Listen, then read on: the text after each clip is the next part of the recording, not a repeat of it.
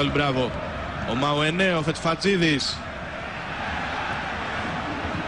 Ζαϊρέι. Το Γαλανόπουλο θα βγάλει τη σέντρα για τον Πάντελιτς. Αυτός στριφογυρίζει, απέφυγε τον αντίπαλό του. 1-0. Ο Ολυμπιακός με μια κλασική κίνηση center for από τον Μάρκο Πάντελιτς.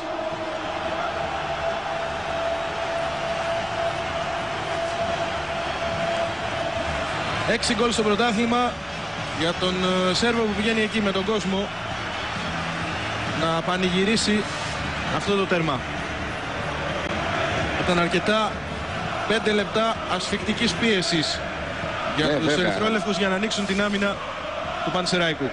Σίγουρα, Γιώργο, το δεύτερο ημίχρονο δεν έχει καμία σχέση με το πρώτο, τουλάχιστον αυτά τα πρώτα λεπτά.